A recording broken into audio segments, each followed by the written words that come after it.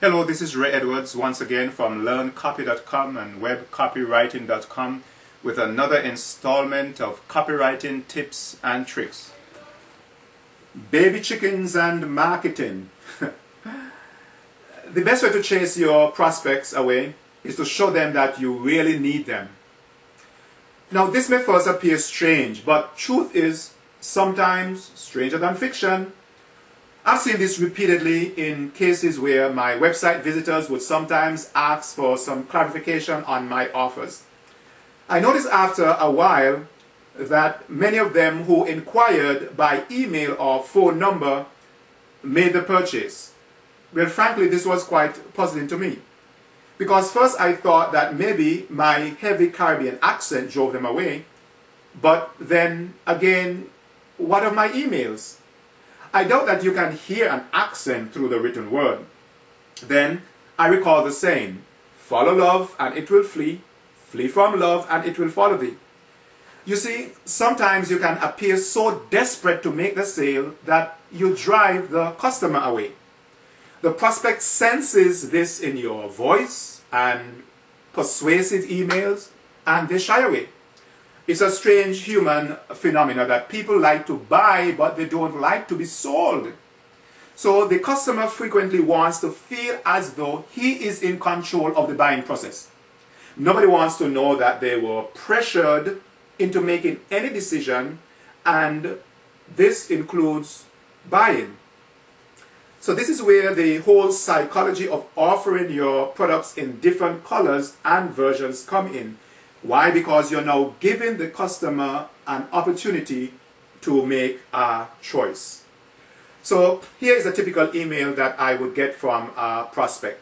They would write, "Hi Ray, I was just at your website and I think that I like your ebook. I've been burnt before by some useless junk that I've bought on the web. So I have some questions that I hope you don't mind answering." And then questions about the product would follow. "You seem to be an honest person, but I just want to know if you'll really refund my money if I didn't like your ebook. If I don't hear from you, then I would just go and purchase another product. No hard feelings. Sign, the prospect." Now, originally, an email like this would get me into high gear in defending my product and listing all the virtues that were already stated on the sales letter. As I mentioned earlier, I often never heard from these customers anymore, and so I had wasted my time trying to close a sale. Sometimes I would just ignore these letters, as I had labeled these people as just doubters and freebie seekers who would not have made a purchase anyway.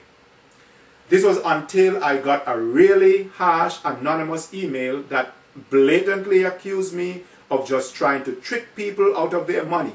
I mean, me? I take the time to return shopping carts to their storage areas every time I go to Walmart. You can't get any more honest than that, could you? Anyway, after recovering from this e-blow, I replied to the email suggesting that the sender did not make the purchase. In other words, I say, okay, do not buy my ebook. In fact, I insisted that he save his money so that he'll not be ripped off. I was not fully prepared for the reaction. He wrote back, this time giving his name, and said that he was only joking. Needless to say, he bought my ebook. Copywriters refer to this technique as taking a position. You see, if you act as though you don't really care about the sale, then you are more likely to make the sale. This is because you immediately place the prospect on the defensive.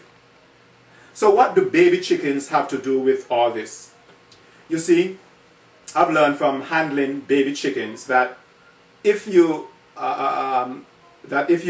hold them too tightly, you can squeeze them to death. But yet, if you open your hands too loosely, they can jump out and get away.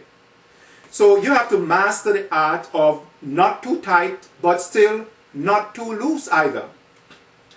If you parade the fact that you don't need your prospects, you're holding them too loosely. But if you chase them down and keep pounding at them with emails or phone calls, then you can suffocate the purchasing life out of those prospects. And so a balance must be struck. And only experience will teach you that balance. At first, when I was too aggressive and the prospect would run away, then I simply ignored these prospects as just plain losers. But finally, I found the middle ground. And it simply said, I want you, but I don't need you. Get that? In essence, what I'm telling my prospects, I want you, I want your sale, but I don't need your sale. You see, when you think about it, gaining a new customer isn't too different from winning the heart of your one true love. If you're too aggressive and send very expensive gifts for every occasion, your lovebird will likely become scared and be driven away. Just skip some phone calls from your usual schedule and you'll have her wondering. That's another word for thinking about you. And trust me, it works just as well with your prospects as it does with your potential life partner. I know. I've been happily married now for over 15 years and counting.